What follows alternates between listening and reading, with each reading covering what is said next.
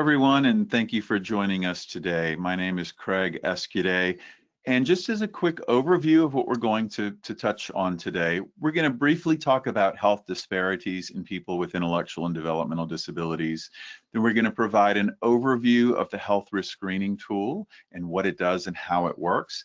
And then the majority of the presentation today is going to be spent on examining the findings of the 2023 Georgia Department of Behavioral Health and Developmental Disabilities Mortality Report and how it relates to the health risk screening tool, and talk about ways that the health risk screening tool can be used to improve health outcomes and reduce mortality in people with intellectual and developmental disabilities. So we are all a part of the Intellectability team. The Intellectability has 3 sub-brands: the health risk screening tool, which you'll learn more about today, but we also have our Academy sub-brand, which consists of e-learning courses that teach about preventable causes of illness and death, such as the Fatal 5, choking prevention, how behaviors are often signs of underlying medical conditions, and many other e-learn courses in this library. And then we also have a person-centered services sub-brand where we help states and organizations to support people in person-centered ways that balance what they want for their lives or with what they want, what's important to them in their lives. So I am, again, Craig Escuday. I'm a family physician. I spent the majority of my clinical career providing health care to people with intellectual and developmental disabilities and learned a lot of things the hard way. There's so much I didn't know about this field. Like so many physicians, when we start in this field, we just really don't have a lot of information and a lot of training, and there's a lack of training of healthcare providers.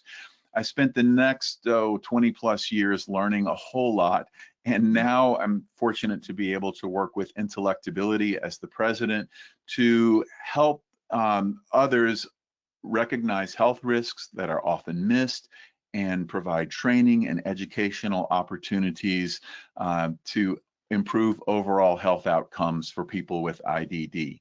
I'm the author of the Clinical Pearls in IDD Healthcare, as well as the Curriculum in IDD Healthcare, which is an e-learning course for healthcare providers that teaches the fundamentals about providing good healthcare for people with IDD. And I also host the IDD Health Matters podcast, which I would love for you to take a look at. I interview state developmental disability directors and people with intellectual disabilities and direct support professionals and physicians in the field and dentists and nurses. And they all provide their perspective on supports and services for people with IDD. And you can find that in any podcast platform by searching IDD Health Matters. I'm now going to turn it over to my co-presenter today, Daily Talent, to introduce herself. Thank you, Dr. Escuday, and good afternoon, everyone. My name is Daily Talent, and I've been a registered nurse for over a decade now, with a little over 7 years providing support for people who are aging and those with IDD. Most of my time spent working with people with IDD was in the state of Georgia, where I held various leadership roles at the provider agency level, offering those providers offered community and residential services.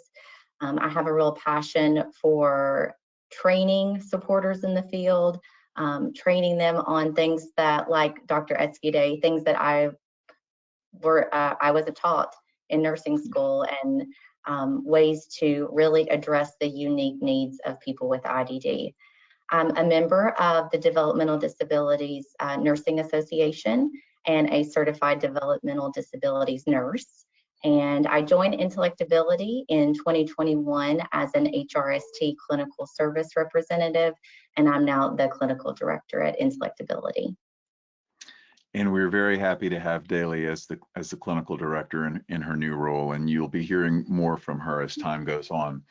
So I just want to touch on health disparities in people with IDD. If you work in this field, you're very aware of this already. There are numerous health disparities that people with IDD encounter. And then a health disparity is simply an unavoidable difference in health or healthcare access or healthcare outcomes. These are preventable things. These are avoidable differences in these outcomes. Just a few of them are listed here. People with IDD utilize emergency departments at higher rates than people without intellectual and developmental disabilities. They have a higher risk of death in the hospital. If they get hospitalized, there's a higher risk of death. And they are twice as likely, this is important, they are twice as likely to die from preventable causes, meaning these are things that we can do something about, that we can prevent. And these include conditions that we collectively call the fatal five, the top preventable causes of illness and death in people with IDD. These are things like aspiration and seizure-related deaths, and dehydration, sepsis, gastroesophageal reflux disease, and let's not forget bowel obstruction and constipation, which we see a lot of in this field. Why do people with IDD have these health disparities? What are some of them? Well, we know that people may not always be able to communicate what they're feeling. They may not be able to tell you their stomach is hurting or they're having acid reflux or whatever it might be. And so that can be a challenge in those who are trying to diagnose these conditions. There are many times underappreciated health risks, and that's really why the health risk screening tool was actually developed. It was to help people recognize health risks that are so often missed, that are not thought of. And one of the reasons for that is because many healthcare providers and supporters are not trained to recognize these health risks and not trained on how to provide good health care for people with IDD, just as I wasn't many years ago. There can be challenges in recognizing these illnesses, but also early signs of health destabilization, meaning that the person may, be at the beginning of starting to have an illness develop. Maybe they're starting to have some constipation issues, but it's not recognized, and no one notices those early signs and symptoms until it becomes a big bowel obstruction that requires an emergency department visit and maybe even a surgery, and can maybe even result in death. There are challenges in recognizing these early conditions, and that's another thing that the health risk screening tool really does quite well. Access to care is very important. People with IDD, just like anyone else, should have access to health care in any setting, in a doctor's office, in an emergency room visit, in a hospital, and receive that care from clinicians who have a fundamental understanding of how to provide health care for people with IDD. And I will say that this is amplified even in rural communities in particular.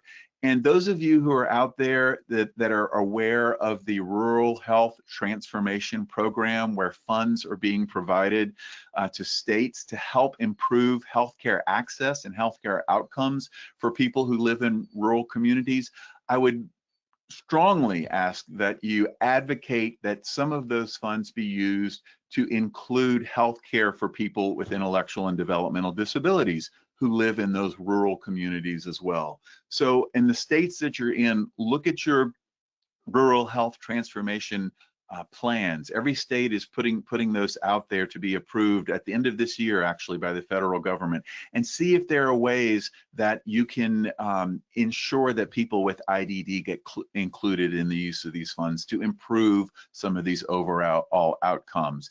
And then let's not forget money, speaking of funds and budget constraints. And when we see reductions in expenditures that could potentially reduce services and supports and healthcare for people with IDD and everyone, these certainly can impact and actually worsen health disparities. So that's very important as well. I want to call your attention to some handouts that are in the handout section of your control panel. If you click that, one of the handouts is a white paper on optimizing healthcare expenditures and long-term services and supports, or home and community-based services and supports. during a time of Medicaid cuts. So that's one of the resources that's available to you, along with several others that are there, and I'll mention those to you. Now, when we know that people have health disparities, we know that people with IDD have health disparities, there are simply some things that we cannot do, even if budgets are shorter or tighter, even if there's not adequate training. We cannot allow people that we support to decline just because of any of these extenuating circumstances. We cannot ignore our responsibility to ensure that each person's health is attended to. If we're going to do our job in this field, we cannot ignore these things. We can't use these factors as an excuse to allow for risks to go unchecked or unrecognized. But there are things that we can do. We can use solutions that can help. Things like technology-based solutions, such as the health risk screening tool. There's a lot of talk about employing technology in this field, and the HRST is a technological solution, a web-based screening tool that can be used to identify health risks. It helps detect health risks early and empowers staff and helps them know when to react and how to react specifically to these identified health risks for each individual person. It helps identify that many behaviors that we often see are signs of underlying treatable, fixable medical conditions. It can help facilitate person-centered planning as well. It can certainly aid in training all supporters to help them recognize and respond to health risks and health emergencies, and recognize them before they become emergencies. It can improve communication between healthcare providers and supporters and family members and the person with intellectual and developmental disabilities, because it's a document that really traverses all of these groups to help them understand health risks and the roles that they can play in improving health outcomes. It can also help allocate resources where they're most needed. You know, if we can identify some areas where people have higher risks, or some provider agencies who have higher risks, or certain homes where people have higher health care levels, which I'll tell you about in just a minute, then resources can be targeted to those areas where they're needed most.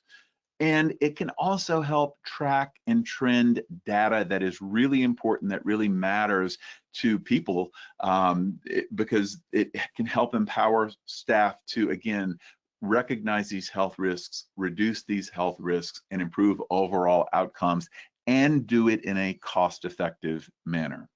So, what is the health risk screening tool?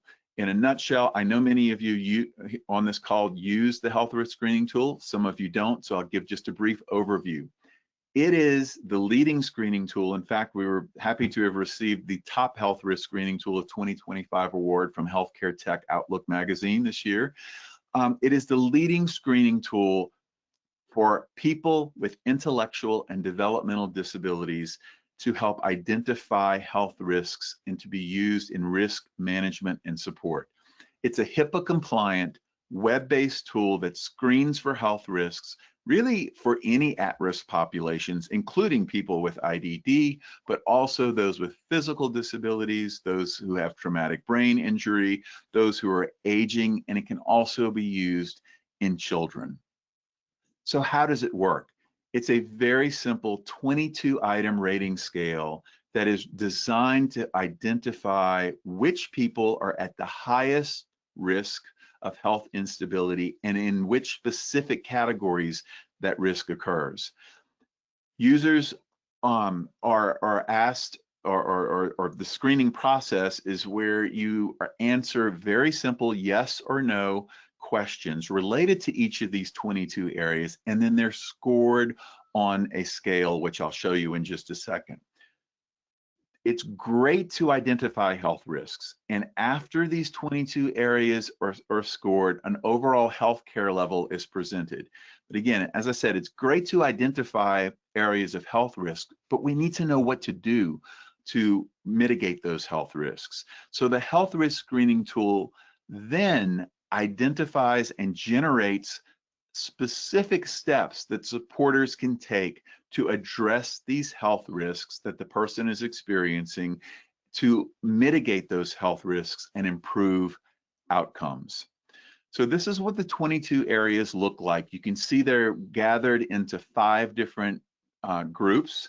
So it looks at functional status. How does the person function with eating and walking and transferring and going to the bathroom and other clinical issues? It looks at behaviors, because we know, if you've been in this field, we know how many times that some sort of change in a person's behavior is a sign of an underlying treatable condition or an environmental or social condition, but many times an underlying medical condition as well. And we know that people often end up on psychotropic medications to control these behaviors, and sometimes that may be appropriate, but sometimes it may not be. So it looks at psychotropic medicine use, and on top of that, we know that there are risks associated with psychotropic medicines when they're used. The physiological section looks at many of these areas that we know are at higher risk, these fatal 5 conditions in particular: gastrointestinal problems and reflux and digestion problems, seizures, anti-epileptic medications, many of them carry their own risks, skin integrity, bowel function and constipation, nutrition, and other high-risk treatments. It also looks at injuries and falls related to safety, and also frequency of services, people who are going to the emergency room or who are hospitalized more often, or see lots of doctors, or have lots of doctor visits. All of these things relate to increased health risks in various areas. So these simple yes or no questions are asked in each of these areas, and a person is given a score by the tool.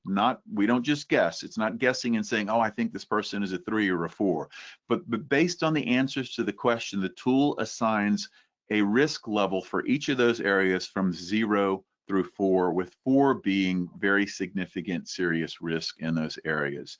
This is just another look at the items here that show some scores that are there, and the tool then, once a person is fully scored, assigns an overall health care level. And we're going to be talking about the overall health care level specifically in the Georgia data today. So remember this, that there are 6 healthcare levels ranging 1 through 6, with 1 and 2 being low risk, 3 and 4 being moderate risk, and 5 and 6 being higher risk. So this is after a person is fully screened, then they receive this overall healthcare level, and that's what's tied to mortality. So we'll hear about that in just a second. So in a nutshell, the HRST takes all of this data that we're already collecting. You're already collecting all of the data that goes into the HRST. But what it does is it helps align this data into specific categories, and then it identifies risk in those categories, in those specific areas, and then it produces the service considerations which point towards services that a person might need to improve those outcomes, such as a person might have an increased risk for pica, or they have exhibiting pica behavior, they're waking up in the middle of the night, and they're agitated around meal times. The tool would see all of these things and say, you know what, these could all be signs of undiagnosed gastroesophageal reflux disease. And then the service consideration would say, consider gastroesophageal reflux disease, have the person evaluated by a gastroenterologist for that condition. The training considerations work similarly, except they help provide training or training considerations that the support staff should be trained on to help them recognize these health risks early before they become big problems. Quick example is someone has an increased risk for constipation and bowel obstruction, then staff should be trained on what that looks like in that person. What are the early signs? How do we monitor it? What do we do if we see it?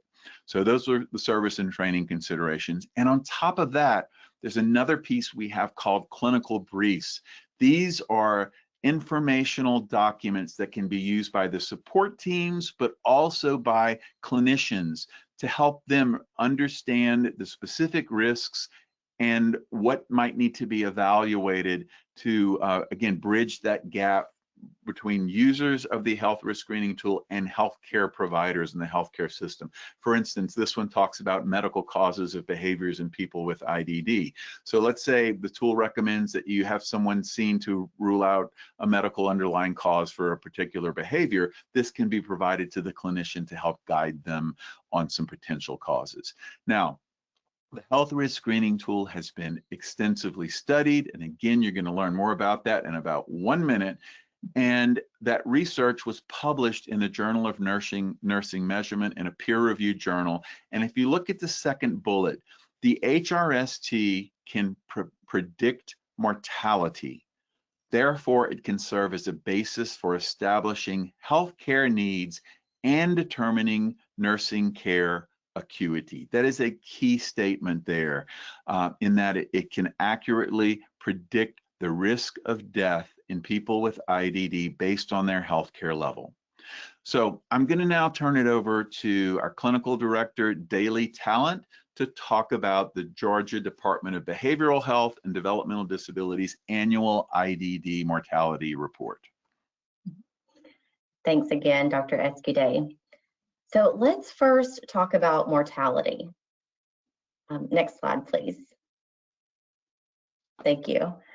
So mortality refers to how many people die, when they die, and what they die from. And as we start talking about this term of mortality and looking at the data, I just want you guys to remember that each data point represents a real person. It's a person that is still with us today, and it's a person that is not with us. So it's important for us to really dig into mortality data because it has some significant benefits to people that we support and overall service delivery. So whenever we analyze mortality data, we can detect preventable causes of death. We can tailor resources and interventions to better meet the needs of the people that we support. We can identify gaps in supporter training, whether the supporters are family members, direct support professionals, or clinicians.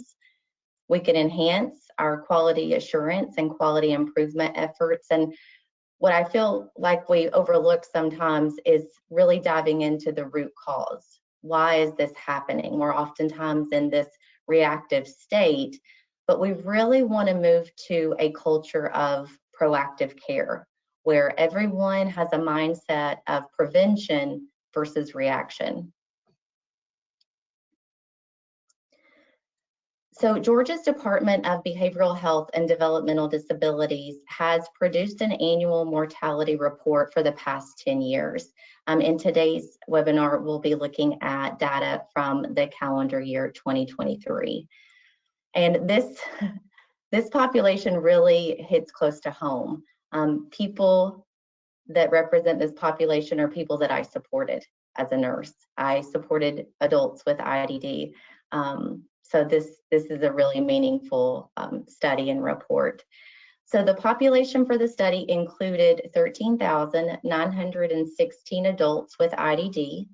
They were at least 18 years old and had a primary diagnosis of an intellectual or developmental disability, and they were also Medicaid waiver recipients.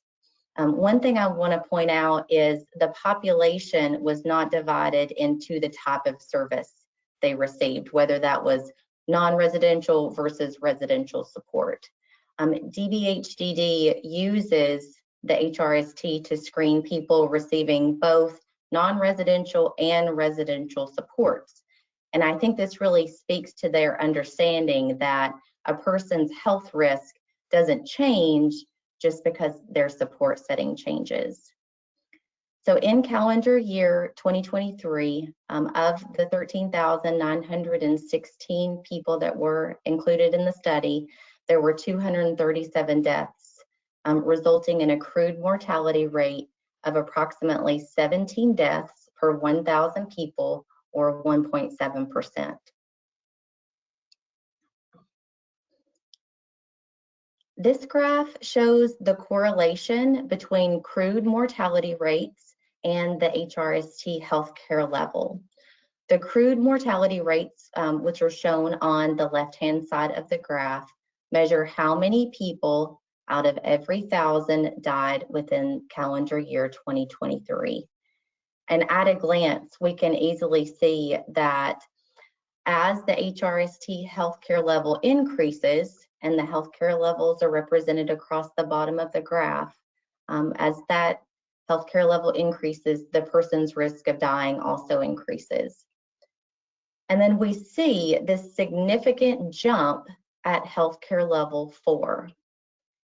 And studies have shown that healthcare level 4 is the one that's associated with the highest risk of unexpected death. And the 2023 report concluded that, consistent with previous years, there was a statistical association between healthcare level and mortality rate in calendar year 2023. And this underscores the importance of the HRST in predicting health outcomes and guiding healthcare interventions. This graph represents the mortality rate, again on the left-hand side of the graph, and healthcare level along the bottom. It shows the correlation over the past 10 years. And once again, we can see that well-defined increase in the mortality rate as the healthcare level increases. And this speaks to the validity and reliability of the HRST as a consistent predictor of health risk and mortality. Some key findings in the 2023 report. Results consistently indicate that a 2-point increase in the person's healthcare level is associated with a significant increase in mortality. So if mortality increases with 2 jumps in the person's healthcare level score, we really want to pay attention to those 2 level increases, but also even a 1 level increase, because we're moving towards that mindset of prevention versus reaction. In the study, they also found that there were specific HRST rating items associated with the likelihood of mortality. So item V, hospital admissions. It looks at hospital admissions within the past 12 months. And for each unit increase in the score for item V, hospital admissions, the probability of mortality increases by 36%. And that really coincides with what Dr. Escude said about the health disparity for people with IDD, that when people with IDD go into a hospital setting, they are twice as likely to die in the hospital versus those in the general population. Another rating item identified as a predictor of mortality is item E, clinical issues affecting daily life. So this rating item measures how often physical, mental, or behavioral health issues take the person away from doing the things that they enjoy. And as the person experiences more health-related issues, attends more healthcare appointments, or maybe goes into a hospital or skilled nursing facility, as those days increase, those affected days, the score increases. And it tells us that the person is experiencing some level of health instability. And for each score increase in item E, clinical issues, the probability of mortality increases by 29%. Some additional findings noted that increasing age was significantly associated with mortality, which is a correlation that's common to the general population as well. But it did identify the 2 age groups at highest risk of death were those aged 55 to 64 and 65 to 74. The study also found that 4 of the leading causes of death for people with IDD in 2023 were not common to the general population. and this included sepsis, disability, pneumonia, and aspiration pneumonia. Now with pneumonia, oftentimes the type of pneumonia, whether it's community acquired or aspiration pneumonia, is not specified on the person's death certificate. So there's likely cases of aspiration pneumonia being missed and unaccounted for due to that umbrella diagnosis of pneumonia. Sepsis and aspiration pneumonia. Oh, one last thing about a fatal 5 correlation there. So sepsis and aspiration pneumonia are 2 of the fatal 5 conditions, which are the top 5 causes of preventable death in people with IDD. And the data presented here shows that training on the fatal 5 is still relevant to providing quality support.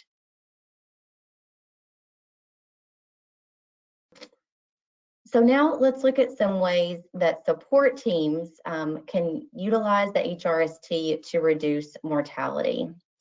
So first and foremost, we want to use those service and training considerations. They are generated based on the person's identified risks, so they're person-centered and relevant for that particular individual. So we've got an example here. Let's say a person scores a 4 in item F, self-abuse, because they receive one-to-one behavior support for self-injurious behavior. The service consideration reminds the team, and this is everyone on the team, this is the person that's receiving services, this is the case manager, the nurse, the direct support staff, the day program staff. Everyone needs to be at the table and looking at these considerations. So service considerations for this person reminds us to look at the root cause. Focus on the root cause and not the intervention. We want to rule out possible medical issues that could be causing the self-injurious behavior, especially if these behaviors are new, re-emerging, if they're getting worse, or if they are long-standing without knowing the why. We cannot just say this is how they are. We need to really try to find that root cause and address the root cause. The training consideration here prompts us to train supporters about how to recognize signs and symptoms of emergencies related to self-injurious behaviors and how to respond. So you can pair these considerations with a clinical brief that Dr. Eskide talked about earlier, and you could use that specific one. It talks about behaviors as a sign of underlying medical issues. So taking the considerations, pairing those with the clinical brief, and you have some person-specific, meaningful information that you can share with supporters, with community healthcare providers, and it's specific to the person's unique needs.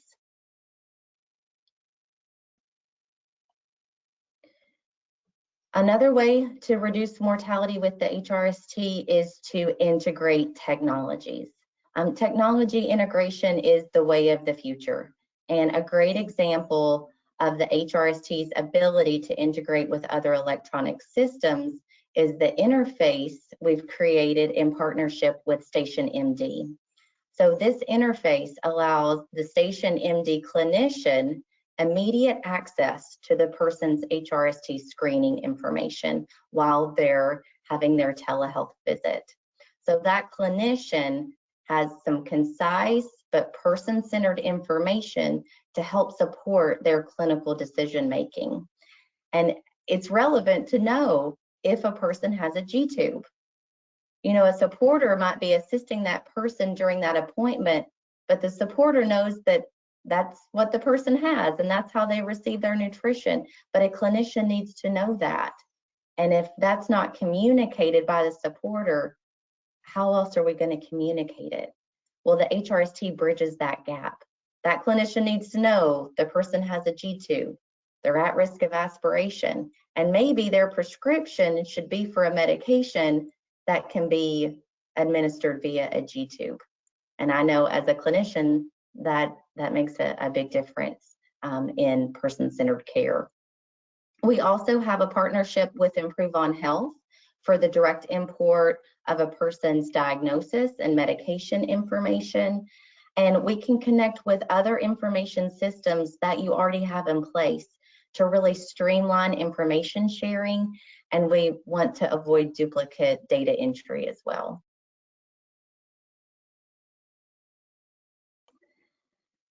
The HRST has over 90 standard reports along with our custom report builder. And these reports can be generated on any data that's entered within the health risk screening tool.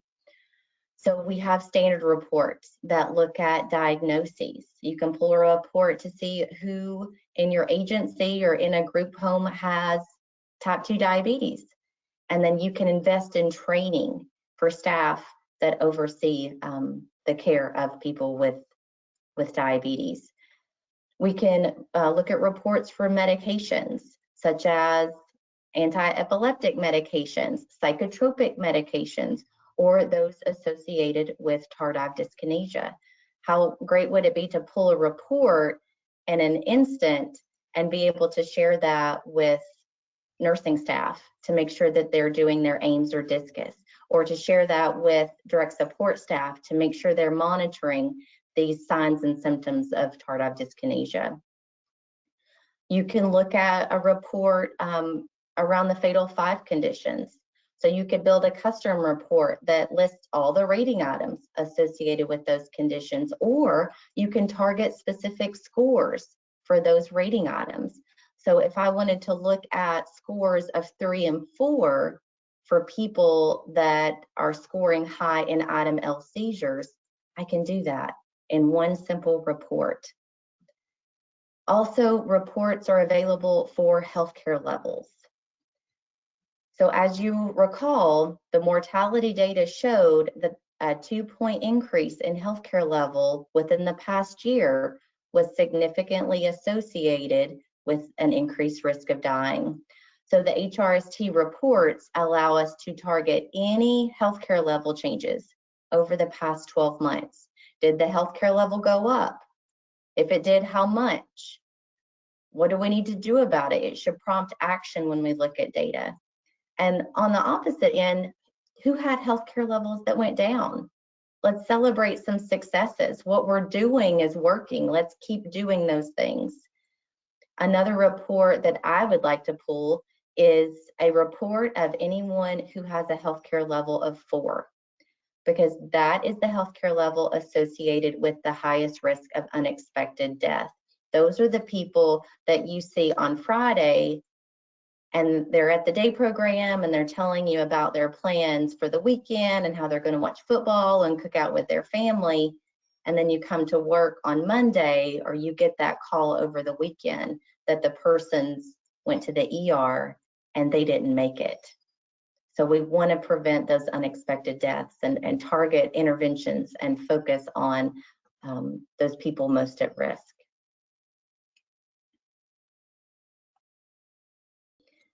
In a pilot study of the HRST in partnership with the Ohio Department of Developmental Disabilities, we asked supporters to estimate a person's healthcare level before being screened with the health risk screening tool. And their estimates are represented on the graph in the light blue color. Then we compared their estimate to the actual healthcare level the person received after screening, which is captured in the darker blue color. And you'll note in most cases, supporters both overestimated and underestimated the health risks of the people they support. And like Dr. Eskide said, the HRST does not allow the user to just pick a score for that person based on what they think. It's objective. And because it's subjective, it can really correct misjudgments about the health risks of the people being supported, so that way we can address identified risks and we can put accurate person-centered support plans in place.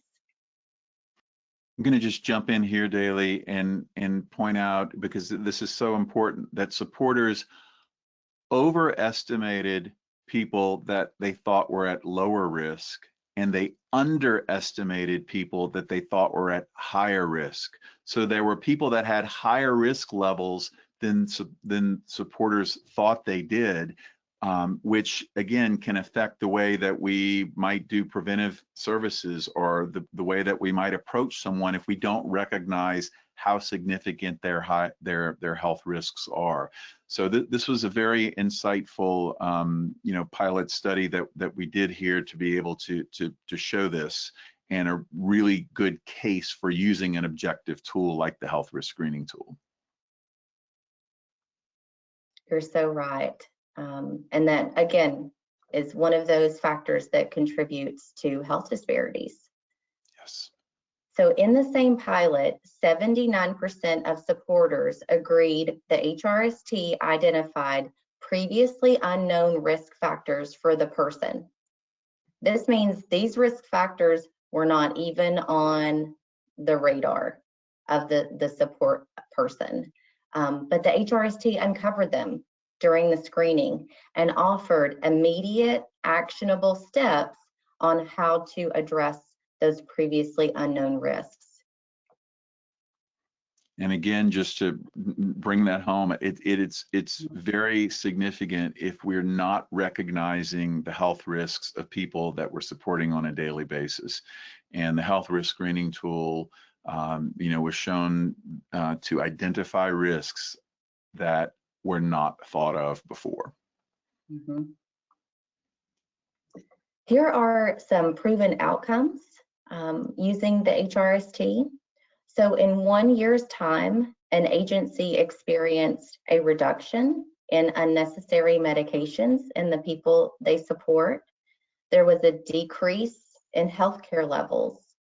And we know now how significant that is and what that means to the people they support. They added years and longevity to their lives by using the HRST. There was a decrease in falls and a decrease in ER and urgent care visits. And based upon that decrease in urgent care and emergency response, there was a significant cost savings for that agency. Another example is a state that uses the HRST noticed, they ran a report and they noticed there were a high percentage of people with the same consideration. And these were people that were having hand mouthing or pica behaviors. And the consideration said, consider a GI consult, because these behaviors are often indicative of gastroesophageal reflux disease, GERD, heartburn, get this looked at by a gastroenterologist. And they did that. They set up GI consults for the folks that had this consideration, and many were diagnosed with GERD and started on the appropriate medication. And because they were having these behaviors, they got on the medication, the behaviors decreased. There was no more agitation around meal times. There was no more pica. There was no more hands in the mouth. So because the behavior went away, there was a decrease in the use of psychotropic medications, which we all know have some negative side effects in people in general, but specifically for people with IDD who are at risk of polypharmacy.